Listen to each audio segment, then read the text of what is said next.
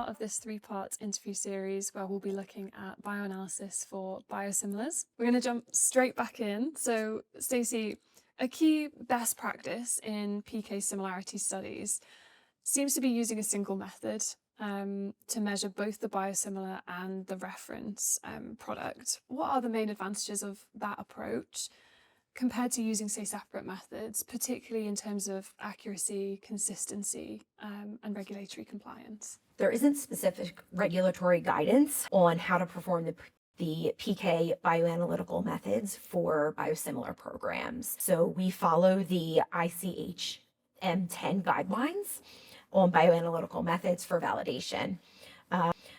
Previously, we would follow the earlier FDA and EMA bioanalytical method guidance. A very helpful resource on this is coming from the 2014 white paper from the AEPS ligand binding assay bioanalytical focus group. This provides a systematic framework of demonstrating the bioanalytical similarity between the biosimilar and the reference product. The paper strongly recommends developing a single ligand binding assay. Once you've established that a single assay performs equivalently for both the biosimilar and the reference product, there's some significant advantages. You have increased accuracy and you've reduced your bias. So using one method minimizes systematic differences that could arise between two methods. It gives greater confidence that any observed difference or not difference is coming from the molecule itself and not due to the assay. At that point, you'll have the consistency, you'll have lower variability. So looking at a single assay, you'll take away any of the assay bias. So any between assay variability that you may have using two methods.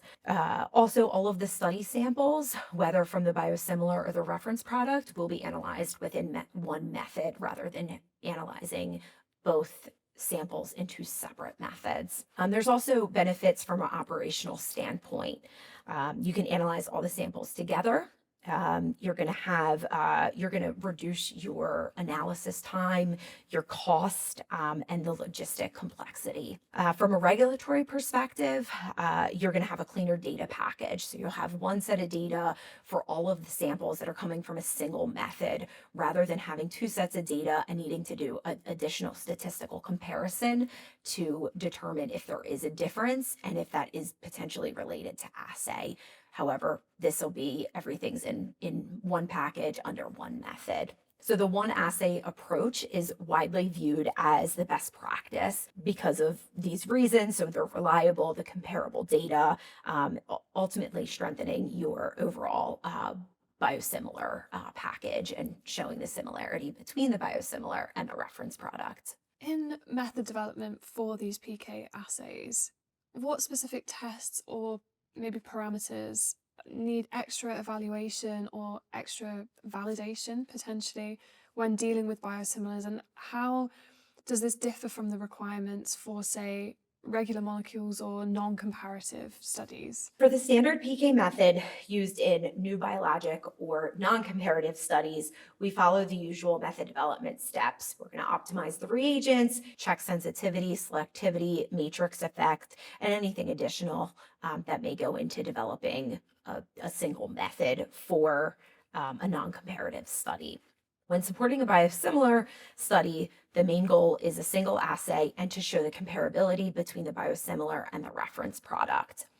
The most important step during method development is going to be a head-to-head comparison of the biosimilar and the reference product.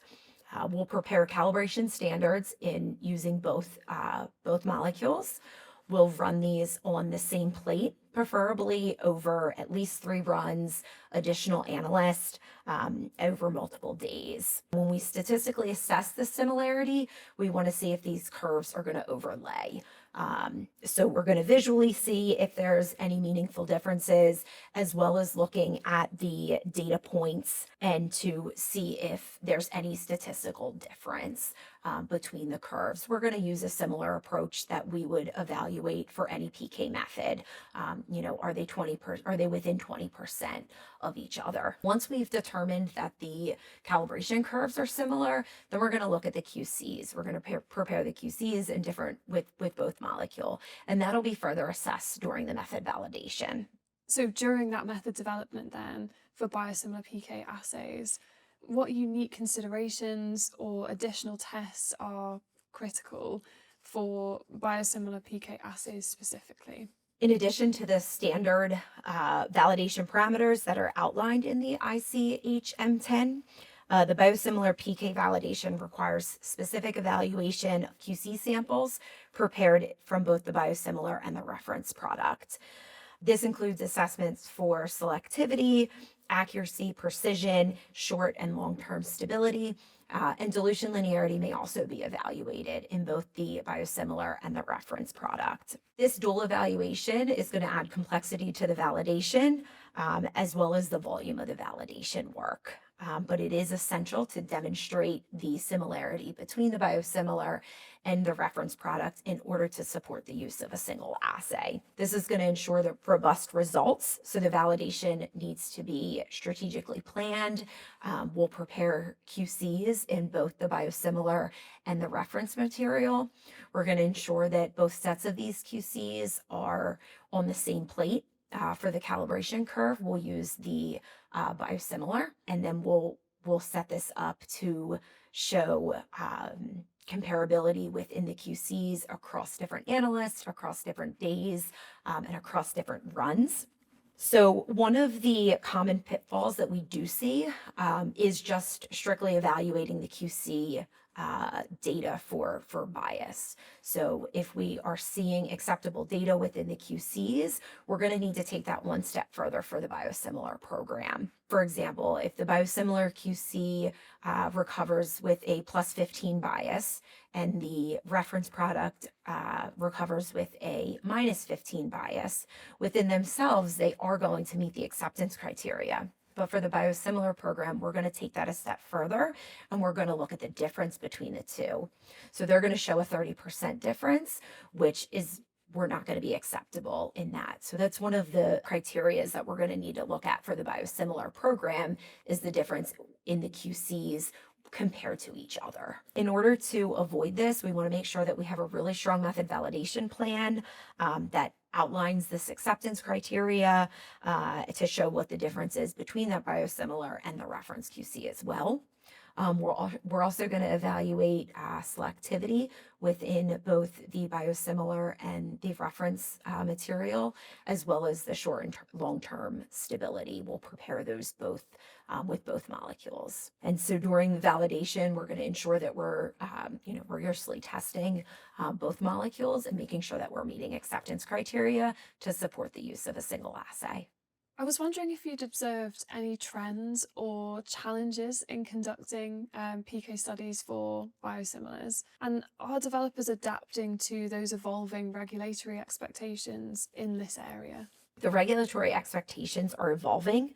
Both the FDA and EMA have de-emphasized the need for large comparative phase 3 efficacy studies, placing greater weight on the robustness of the bioanalytical method for both PK and ADA. This demands a higher level of due diligence in the bioanalytical laboratories during method development and method validation, as well as in study sample analysis. Another emerging trend is the increase in single-kit analysis instead of the traditional duplicate analysis. This is also going to increase the method validation work to show that there is no difference using a single-kit analysis rather than a duplicate. This will improve throughput and reduce the cost.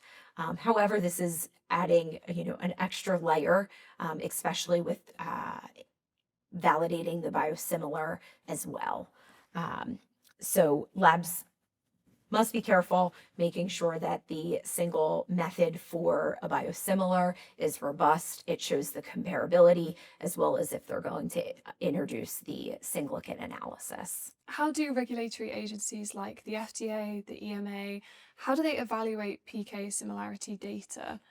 And are there criteria or thresholds maybe that developers need to meet to demonstrate that comparability? From a bioanalytical standpoint, the FDA and EMA are placing a significant weight on the quality and the reliability of the PK assay when evaluating the similarity data.